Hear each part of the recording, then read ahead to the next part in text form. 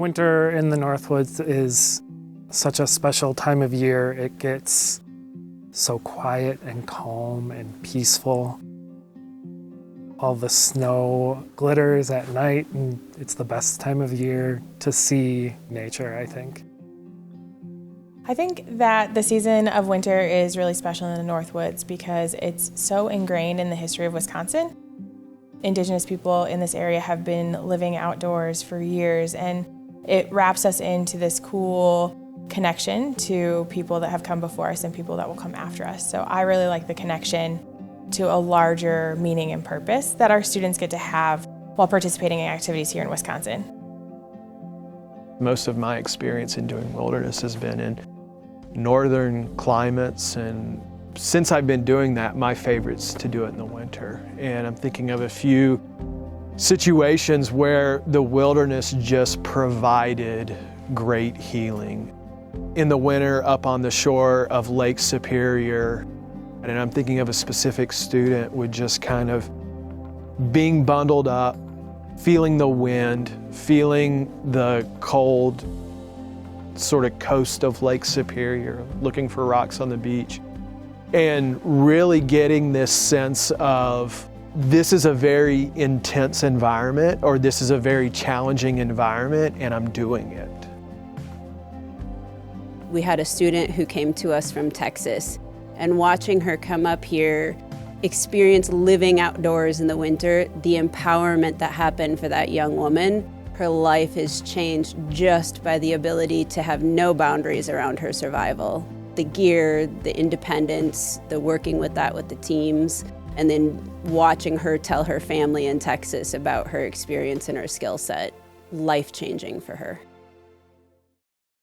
There's definitely some things that always jump out to me when I think about my own experiences out in the woods in winter and some of the magical moments I've been able to be a part of. And this was 6 years ago when I was guiding through my first winter, and I was working with these two students, and these two students never got along. They were students that came from very different places in the country, very different backgrounds, very different life experiences, and they always struggled with each other. And so most days it was almost like just trying to keep these two students just basically respectful to each other was accomplishment, because they'd have these verbal arguments on and off throughout the day. It was also amazing that one night it really kind of showed what some of the things that winter can do, because we got to the end of the night and it'd been a tough night, getting the bear rope up into the tree. It was a chilly night, and it took a while to get the rope thrown correctly, and everyone was kind of standing around waiting, and you kind of got to the night and most of the students were just at the point of like, I'm done with this day, let me crawl into my tent and have the end of it. But it was also a really nice, crisp, clear night, and we were by this lake, and it was just an opportunity to go and see the stars. And so I offered it up, would anyone like to go and look at the stars? And it surprised me that the only two students who said yes were those two students who did not like each other. And there were so many times in which they could not get along, but this one night, they were able to go out there and not only just experience it together there with me, but they actually started to talk with each other and bond a little bit over that process of like, wow, we're out here together and this is an amazing experience. I can't say that they were necessarily friends afterwards, but it was also a really unique moment that they shared with each other, and you could tell that like it actually mattered to them. Not only that they were there with each other, but also that someone was willing to take that extra time with them and provide that experience. And it was, probably one of the best nights of stars that they'd ever seen as some city boys up in the, rural northern Wisconsin. I think the Midwest as a whole is really slept on for its kind of wonder and glory. I think it's overshadowed by a lot of like mountain ranges and oceans and all of those kind of more memorable landscapes. But I think that the people who really lean into the idea that only the mountains can be pretty really haven't seen the frost that covers the trees here in the winter that makes everything look like it's covered in glitter. I love when students wake up after a really hard frost and everything is just so shiny and sparkly, they feel like they're in a snow globe. That's one of my favorite experiences. And so I think that's why I love working here. Thinking of another student who struggled a lot, feeling like his parents were hearing him, feeling like anybody was hearing him. Kind of on this crux of like, am I capable? Can I do this? Why continue on treatment?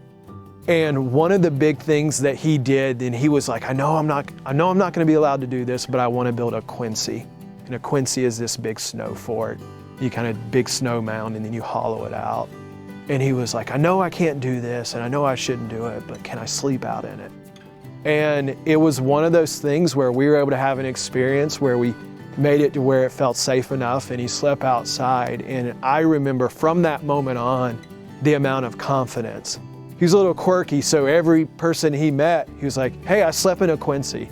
I slept in a quincy. And that kind of became his narrative in the rest of his days here. So, I think that magic or those transformational moments that I think happen in winter put a student where they have a lot of sensory feedback in a way that they can feel confident and they can feel like they can manage. So they feel like they're up to the task, and they're developing confidence, and they're able to kind of take action to make themselves warm and survive more comfortably.